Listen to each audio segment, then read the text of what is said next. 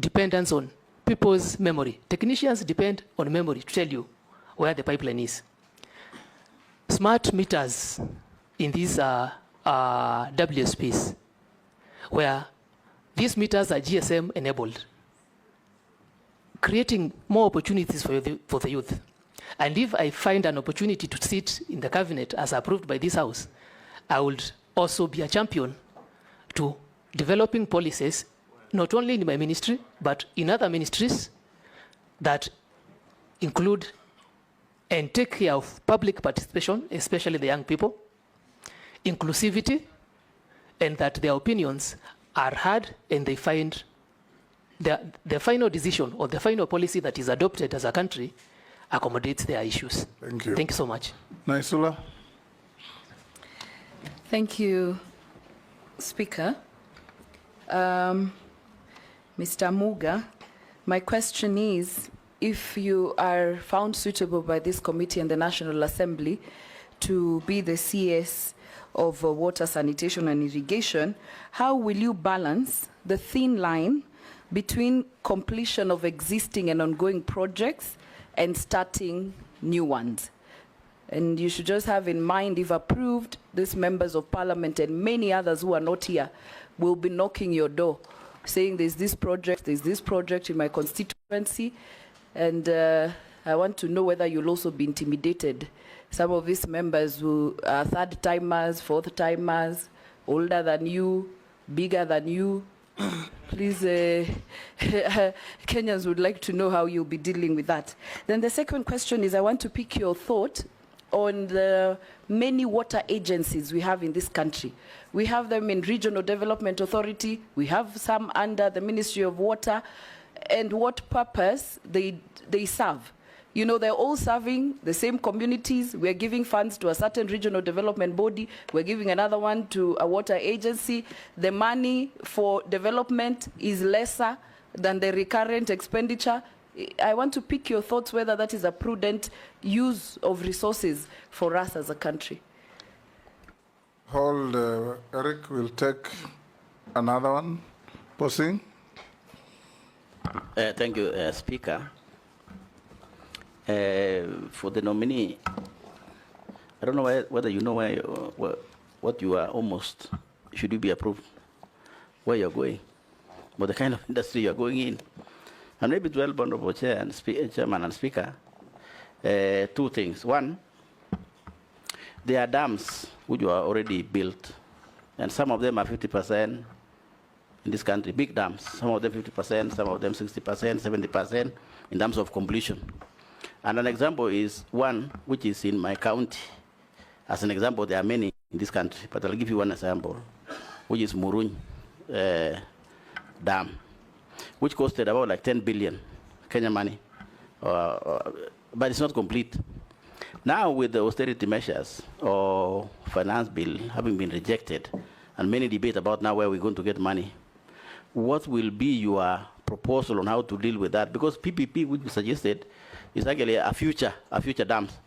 But there are dams which are almost 80–90% complete, which are going to stall. And I hope you know what it means if a project is stalling like that.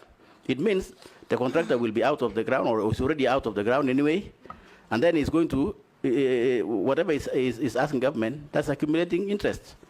You know, so we will end up paying, rather than now paying 10 billion, we might do 20 billion. So what we do about that? Number two, there is a cancer which many Kenyans don't know. And I want to tell you, nominee, should you be appointed, please make sure, take care of this.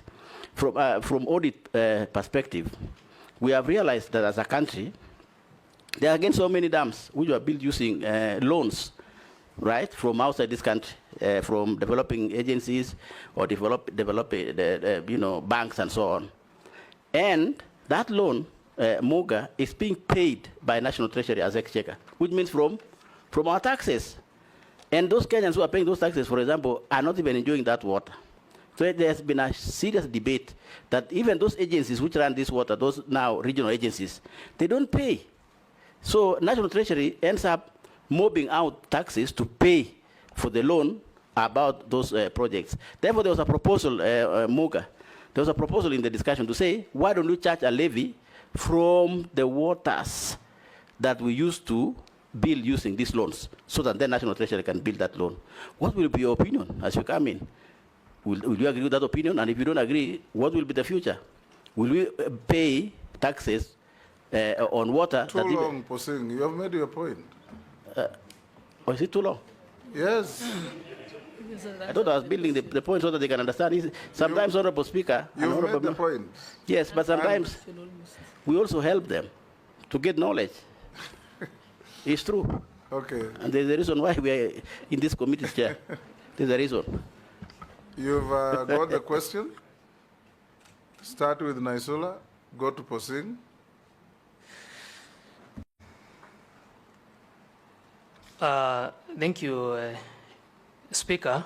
If I may respond to Honorable Nesula's question on the lean line between completion of projects and starting new projects.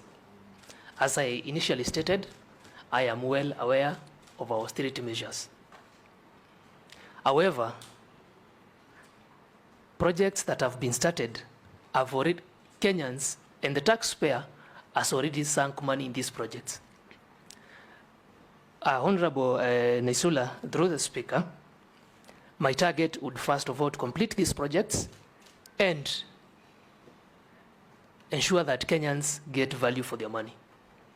How do they get value for their money? Through connections. The only proof that we are truly working as a country towards achievement of Vision 2030 of 100% water connectivity is by completing the projects and actually having connections to Kenyans. I agree it's a thin line between, because the House members may want new projects in their areas. And I would like to be reasonable and will ask the Speaker, the same matter might come to your House again, to protect me, because members, Kenyans have already spent money on old projects that are not helping anyone. Unless we complete this, then we'll have a chain of incomplete projects throughout the country. And the Vision 2030, and well aware that water is one of the SDGs, Sustainable Development Goals, we will not achieve that by 2030. The second question from Honorable Nesula through the Speaker was on my thoughts on the many water agencies we have in this country.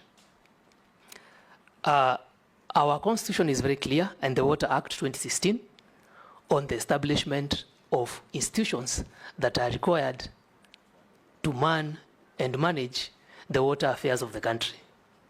In case there is need to review this, I will be open to advisement through, of course, consultation, because I'm a team player, and wide research to see whether we can channel that to a centralized system that is easier to monitor and save the recurrent expenditure that Honorable Nesula is worried about. Will members intimidate you? If I may answer the question, Honorable Speaker, I think don't look at the size and think you can easily intimidate me. So I'm comfortable in my shoes. I think I have proven that for many years that I've lived. Thank you. Or, want to answer? Honorable Kosing, through the Speaker, I would like to make it clear that I'm well aware of his dam. He has been vocal about this for many sessions in the House and in the previous, my predecessor, who was vetted on nominee on water. And I understand that his dam is approximately 50% complete. He has stated that almost 10 billion Kenya shillings have been sunk into the project. And now we are facing austerity measures, and this dam was not one of the PPP projects.